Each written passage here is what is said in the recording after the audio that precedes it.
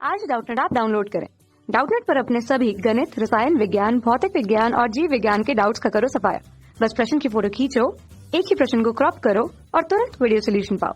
अभी डाउनलोड करें। Hello students, तो इसमें आपके पास क्या लिखा है कि टोरॉइड की संरचना कैसी होती है ना। किसी टोरॉइड के अंदर चुंबकीय क्षेत्र के लिए एक व्यंजक प्राप्त कीजिए, यानी कि फॉर्मूला चाहिए आपको। टोरॉइड में आर औसत त्रिज्या के एन फेरे हैं, है ना, और उनमें धारा प्रवाहित हो रही है।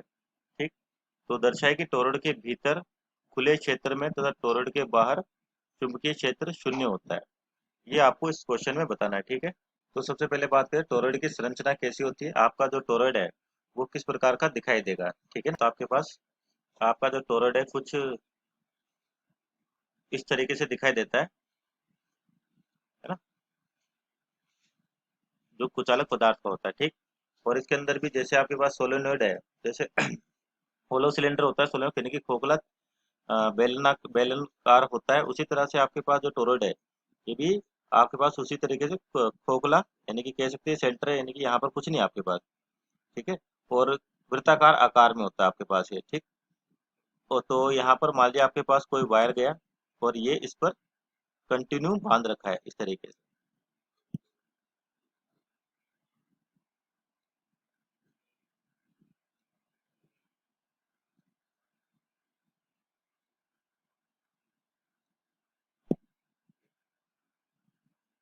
ठीक है, तो यहाँ पर मान लीजिए आपके पास करंट गया आई और यहाँ से करंट निकल गया वापस आई। ठीक, और इसमें क्या दे रखा है कि एन आर, तो क्या इसकी औसत त्रिज्या। ध्यान रखना भाई, औसत त्रिज्या का मतलब कि यहाँ पर आपको ये तो दिख रहा होगा कि यहाँ मान लीजिए सेंटर इसका और यहाँ से यहाँ की कोई भी त्रिज्या है और यहाँ से यहाँ की भी कोई त्रिज्या है इसके पास। मान लीजिए आर वन और आर टू की बात कर लेते हैं कि एक तो क्या है आर वन है, ठीक है ना, और ये क्या है आर टू है। तो आपको इसकी थिकनेस यानी कि जो मोटाई दिख रही होगी टोरॉइड की, मान लीजिए टी लिख देते हैं, तो टी की वैल्यू देखी जाए तो क्या होगी R two minus R one, है ना। लेकिन क्या होता है वास्तव में, जो टी दिख रहा है आपको ये बहुत ही कम होता है। केवल समझाने के लिए अपन ने इसकी थिकनेस ले रखी है, यानी कि टी जो दिख रहा है आर टू और R one very close to each other होते हैं, यानी कि टी को क्या बोल सकते हैं, नगण्य कह सकते हैं, या टेंडिंग टू जीरो, यानी कि जीरो की ओर जा रहा है। ध्यान रखना, यहाँ पे समझाने के लिए बता रखा है केवल। तो आपका आर टू और आर वन ये बहुत ही पास पास होंगे आपके पास। ठीक, तो अब यहाँ पर एक और चीज दे रखी है कि अगर आर वन आर टू बहुत ही पास पास है तो इसके लिए औसत त्रिज्या दे दी उसने।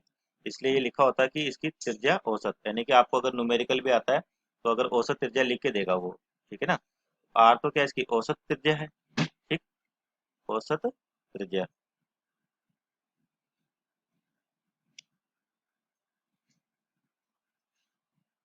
और एन क्या दे रखे, फेरे दे रखे हैं। फेरे का मतलब ये जो आपने वायर लपेट के रखा है इस तरीके से कितनी बार घुमा हुआ है ये दे रखा है, एन फेरे दे रखे। ठीक है, अब आपको बताना क्या है कि इसके अंदर और बाहर चुंबकीय क्षेत्र, ठीक है, उसमें धारा प्रवाहित हो रही है आपके पास जो भी हो आई। तो दर्शाए कि टोरॉइड के भीतर खुले क्षेत्र में, यानी कि टोरॉइड के भीतर यानी कि ये जो खुला क्षेत्र है आपके पास ये वाला, तो टोरॉइड के बाहर चुंबकीय क्षेत्र में, सॉरी बाहर चुंबकीय क्षेत्र शून्य होता है। तो ये प्रूव करना है। तो किस तरीके से, मान लीजिए अंदर की बात करें यहाँ पर, है ना, तो यहाँ पर बात करें आपके पास, तो यहाँ पर मान लीजिए आप एक एम्पियर लूप लेते हैं। कौन सा लूप लेते हैं, एम्पियर लूप, या एम्पियर परिपथ नियम के अनुसार एक एम्पियर लूप ले लिया आपने, वो भी कैसा होगा, वृत्ताकार होगा आपके पास इस तरीके से, है ना। 2D में आपको वृत्ताकार दिखेगा, 3D में आपको ये ट्यूब टाइप दिखेगी कुछ। ठीक है, तो ये हो गया मान लीजिए आपके पास एम्पियर लूप हो गया। ठीक है, एम्पियर लूप। ठीक है, तो आपके पास एम्पियर के परिपथ नियम से क्या होगा, बी डॉट डी एल बराबर होता है म्यू नॉट आई इन, है ना। तो अब यहाँ देखो, जो आपका जो भी करंट है वो केवल क्या है इसी हिस्से के अंदर है, अंदर की ओर कोई करंट नहीं है, यानी कि इनसाइड करंट कितना है, जीरो। तो यानी कि अगर आप यहाँ पे जीरो रखोगे तो आपके पास जो चुंबकीय क्षेत्र आएगा ये भी कितना आ जाएगा, जीरो। तो टोरॉइड के अंदर आपके पास ये चुंबकीय क्षेत्र क्या है, जीरो है। ठीक है, अब टोरॉइड के बाहर की बात करते हैं, कि बाहर टोरॉइड के बाहर, ठीक है, वहां पर चुंबकीय क्षेत्र निकालना है आपको। तो ये तो होगी अंदर की ओर। अब टोरॉइड के बाहर देखते हैं अपन कि बाहर जो विद्युत क्षेत्र है वो 0 क्यों होता है ना। तो बाहर, ठीक, तो बाहर विद्युत क्षेत्र क्यों 0 होता है, देखो ध्यान से। अगर मान लीजिए मैं इस वाले पॉइंट पर, या फिर पूरा सा एक लूप ले सकते हैं, एम्पेयर का लूप ये लें, तो इस वाले पॉइंट के लिए अब आप ढंग से देखोगे तो एक साइड तो क्या होगा, करंट अंदर जाते हुए दिखेगा, है ना, और दूसरी साइड से करंट बाहर आते हुए दिखेगा। और ये जो अपन ने कहा कि R1 और R2 या डिफरेंस आ रहा दोनों का, ये लगभग नेग्लेजिबल होता है, क्यों अपन औसत लेके चलते हैं। इसलिए जो भी फील्ड इसकी वजह से उत्पन्न होगा और जो फील्ड इसकी वजह से उत्पन्न होगा, ये एक दूसरे के कैसे होंगे, तो, विपरीत होंगे।